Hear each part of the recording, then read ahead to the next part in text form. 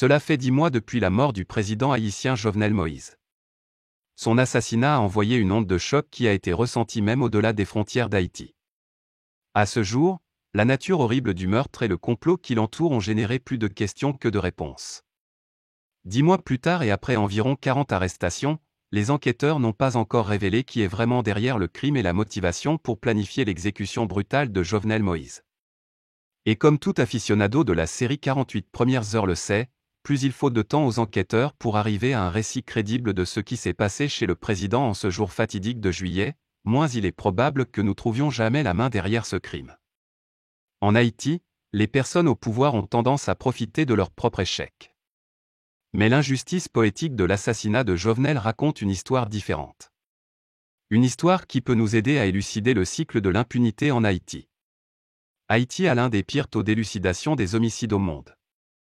Pour 1000 meurtres qui se produisent dans le pays, un seul serait résolu.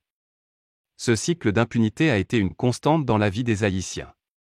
En grandissant en Haïti, on a toujours ce sentiment d'insécurité et d'anarchie qui guette chacun de vos mouvements. Dans l'histoire récente, il y a eu 2 moments distincts d'impunité et de violence en Haïti, l'ère Duvalier et l'ère post-Duvalier. L'impunité pendant l'ère Duvalier a été caractérisée par une terreur d'État, et organisée par la police secrète et l'organisation paramilitaire de Duvalier, les Tontons Macoutes.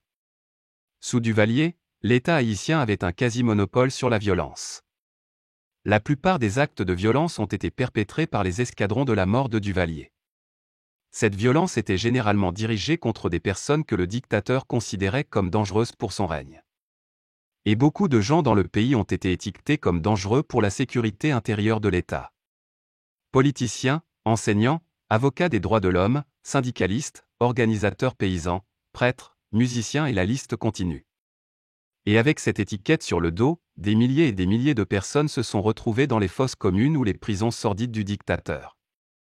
Les Tontons Macoutes et la police secrète de Duvalier avaient carte blanche pour tuer, assassiner et persécuter quiconque et tous ceux sur lesquels ils posaient les yeux. Cet appareil sécuritaire répressif conçu pour terroriser tout le pays, a cannibalisé toute notion de droits de l'homme, de procédure régulière ou d'habeas corpus. Mais si vous demandez à beaucoup de gens qui ont vécu sous le régime, ils se souviendraient avec nostalgie de la sécurité de la vie sous les Duvalier. Ça peut se comprendre par le fait que la violence et le crime sous la dictature étaient contrôlés et dirigés. Si vous viviez à Port-au-Prince dans les années 60 ou 70, et que vous vous réveilliez avec des cadavres sur la route de votre quartier, vous saviez exactement qui avait tué ces personnes, car seuls les membres de l'appareil de sécurité gouvernemental avaient le permis de tuer. Alors que la terreur était réelle, la plupart des Haïtiens ordinaires vivaient une vie relativement paisible sous le régime. Si vous ou un membre de votre famille ne faisiez pas partie de personnes ou de groupes que le gouvernement perçoit comme subversifs, vous seriez conscient de la menace qui pèse sur la vie de tous les citoyens, mais le danger n'aurait pas nécessairement atteint votre porte. Les manifestations de rue violentes, les vols, la violence des gangs et les enlèvements étaient très rares. Avec les Duvalier, la plus grande menace de violence était de nature politique. Après la chute de Baby Doc en 1986, Haïti est entré dans une chute libre de violence chaotique. La violence de l'ère post-duvaliérienne se caractérisait par une sorte d'anarchie généralisée. Alors que l'appareil de sécurité de l'État commençait à perdre le contrôle du territoire, d'autres acteurs non étatiques ont commencé à exercer des violences sur la société. En 1987-1988, l'État haïtien avait complètement perdu son monopole relatif sur la violence dans le pays. Par exemple, la fin des années 80 a vu l'essor du phénomène Zinglindo. Les Zinglindo étaient des gangs de voleurs nouvellement formés, généralement composés de soldats haïtiens qui, la nuit, terrorisaient la population avec une vague de viols et de cambriolages. Alors que ce nouveau phénomène criminel s'installa, la violence politique atteignit son paroxysme. Le paysage de la fin des années 80 et du début des années 90 était composé d'au moins 4 coups d'État, de lynchage massif d'anciens tontons macoutes, de massacres liés à des conflits fonciers et de la montée des escadrons de la mort, généralement composés d'anciens membres de la police secrète des Duvalier et des tontons macoutes. 1986 à 1996 a été une décennie agitée en Haïti. Malgré tous ces meurtres et ces exécutions extrajudiciaires, cette décennie a également été caractérisée par un déni de justice odieux pour tout un pays. Malgré les fusions de sang et la notoriété de certains des auteurs, presque personne n'a été traduit en justice. Le niveau de violence et d'impunité qui a caractérisé ces années était un signe avant-coureur. Aucun autre meurtre n'est plus emblématique de ce cycle d'impunité que celui d'Yves Vollel. Yves Vollel était un avocat haïtien, militant et candidat à la présidentielle. Le 13 octobre 1987, alors qu'il prononce un discours devant la préfecture de police de Port-au-Prince, demandant la libération de Jean-Raymond Louis, prisonnier politique détenu arbitrairement, Vollel a été abattu par des policiers en civil. Personne n'a jamais été traduit en justice pour ce meurtre. Les assassins de Vollel restent un mystère à ce jour. Sa mort a déclenché un compte à rebours qui nous conduirait inévitablement à un niveau de violence et d'insécurité dont même un président en exercice ne serait pas exempt.